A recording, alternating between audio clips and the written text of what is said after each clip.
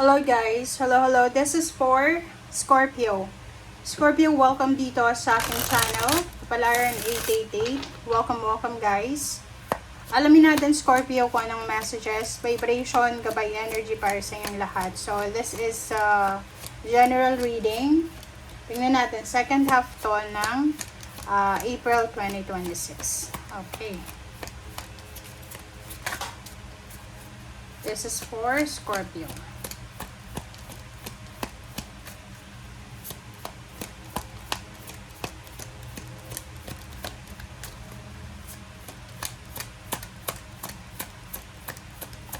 Scorpio. Please comment down below guys if you are resonated. Okay. Scorpio is Ace of Heart. This is the Ace of Cups.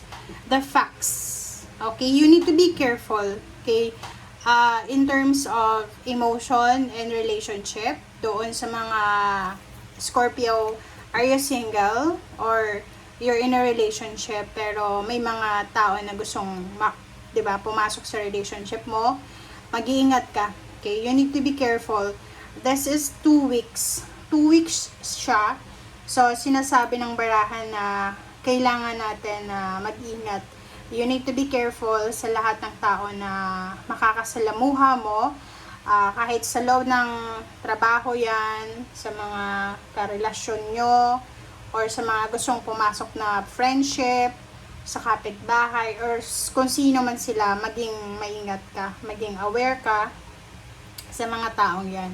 Okay? Kasi possible ka na lokohin, scam, pagplanuhan na hindi maganda. Alright, so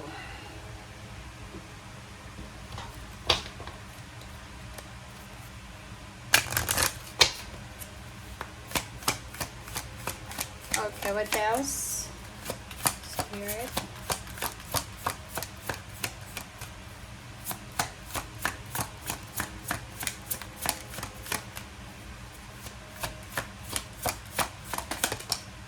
Okay, dalawa. Mysteries and transformation. Wow.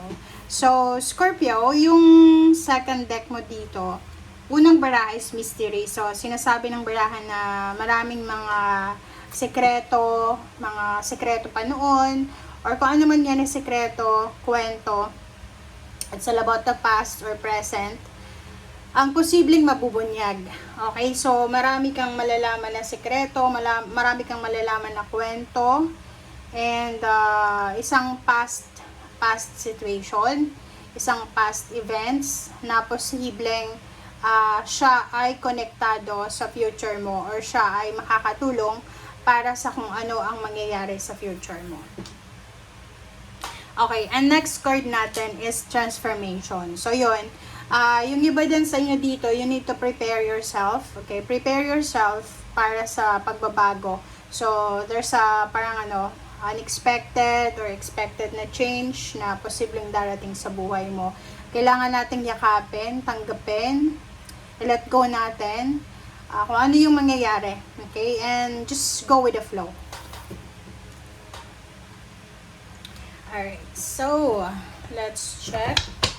This is all about money.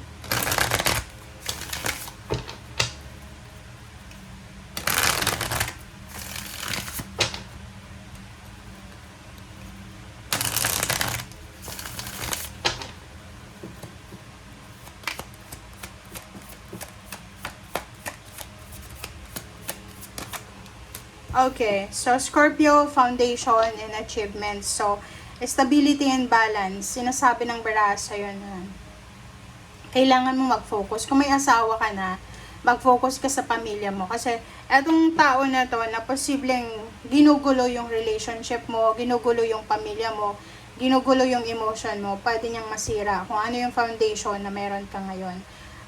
Sinasabi ng baraha sa'yo na pwedeng nagbabala ka na magpakasal, magkaroon ng baby, nagbabala ka din na magpa-renovate ng bahay, or magpatayo ng bahay, bumili ng bahay, or whatever man na stability ito na pinaplano mo. In terms of relationship, sabi ng baraha sa'yo dito na you are established na. Like, for example lang siguro masyadong nagsi-self-pity ka. Parang pakiramdam mo, ikaw na yung pinakamalungkot na mother or parents or kids or whatever man. And sa 2 weeks na to, binibigyan ka ng pagkakataon ng universe na ma-realize na you're not parang left behind. Okay? You're lucky. You're here. Okay? Breathing, striving, 'di ba? So, this foundation and achievement, sinasabi ng bara sa'yo na the universe will give you so much strength and parang siya, anong tawag dyan? Bibigyan kanya ng lakas loob. Bibigyan kanya ng tawag dito, confidence para labanan kung ano man na posibleng sisira sa foundation mo. Lalo na kung may asawa ka. Kung may mga third party na gustong pumasok sa buhay mo, yun ang kailangan mong bantayan. Okay? Alright. Next is number 2, movement, choices, and decision. Diba? This one ay importante para doon sa mga Scorpio na gusto mong mag-resign, gusto mong lumipat ng trabaho, gusto mong there's a movement na gusto mo, like gusto mong magpakasal, gusto mong magpatayo ng bahay, choices, gusto mong mag-travel, mag-resign or whatever man. Mag-iingat ka, okay? You need to be careful. Timbangin natin ang mga bagay-bagay.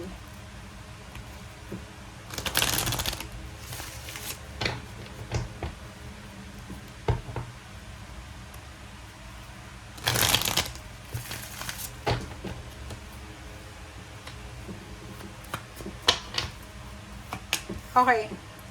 10 of Wands, 9 of Cups, 6 of Pentacles. Kung makikita mo dito, Scorpio, yung message na to, sinasabi na maybe you are busy. Sobrang busy ka ba sa trabaho? May negosyo ka ba? Busy ka sa sa ginagawa mo. So, nakikita ko siya dito na kailangan mo ng balanse. Okay, balance ang kailangan mo dito. Kailangan mong balanse. Ano yung ibig sabihin yan? Baka nakakalimutan mo na may pamilya ka. Pwedeng may anak, may asawa, may kapatid, may magulang. Baka nakafocus ka sa pagiging single mo. So, sa barahang to, or baka nakafocus ka lang sa relationship mo. Sa barahang ito, sinasabi ng baraha sa'yo na sa pagbuo ng pamilya, if you're a couple or if you are partner ng isang tao, kailangan na magtulungan daw kayong dalawa. Balanse ang kailangan. Sa family din, sinasabi ng baraha sa'yo dito, since nakafocus tayo sa family and foundation, maging aware ka din na may kapamilya ka. Baka nangangailangan sila ng tulong mo or baka nangangailangan sila ng kalinga mo. Okay? And 6 of Pentacles and 8 of Swords. Sinasabi ng baraha sa'yo dito, doon sa mga Scorpio na pakiramdam nyo, helpless ka, you're feeling helpless and hopeless. Parang feeling mo, kahit anong gawin mo, walang nangyayari, kahit anong plano mo, hindi natutuloy, or masyado lang na mataas yung expectation mo para sa sarili mo or sa ibang tao. Dito sa barahang ito, sinasabi ng barahan na huwag kang magsasuffer na mag-isa. Kung kailangan mo ng tulong, you need to ask help. If ikaw naman yung may kakayahan na makatulong, lalo na sa pamilya, kapatid mo, sa parents mo, or kung sino man na nangangailangan sa'yo, you need to help. Okay? Okay. Next is 4 of Cups. Okay. So, nakikita ko sa'yo dito na okay, ikaw to. Babae ka ba or lalaki? Kasi, posibleng nag-aantay ka. You're waiting for a confirmation. You're waiting for a clarity.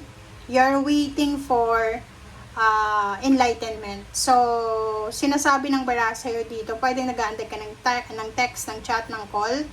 Huwag kang masyadong magmamadali.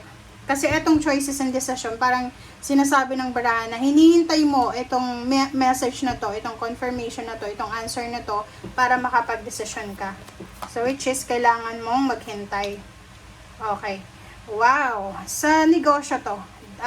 Negosyo or pwedeng collaboration. So, whatever collaboration man na involved ka, sinasabi ng bara sa'yo na, like, for example lang kung may negosyo ka, tapos mayroon kang worker, or mayroon kang ka-partner, posibleng matagal ka niya ng niloloko or ninanakawan. And sa 2 linggong ito, ay posibleng marireveal kung ano yung ginagawa ng taong yan sa'yo. Or the other way around, kung may partner ka na manloloko, may third party, or pwedeng ikaw yung may third party, maging careful kayo kasi yung 2 linggong ito, that's revelation talaga siya. Malalaman kung sino yung mga manloloko, magnanakaw, manggagancho, lalabas yung katotohanan sa lahat ng mga masasama na, lalo yung mga tao na masasama yung intensyon.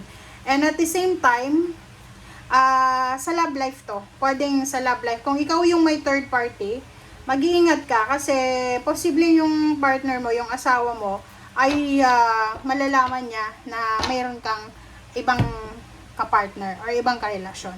Or kung ano man, basta there's a revelation here. Pera, relationship, or kasinungalingan, may marireveal dito. Okay? Thank you guys. Bye!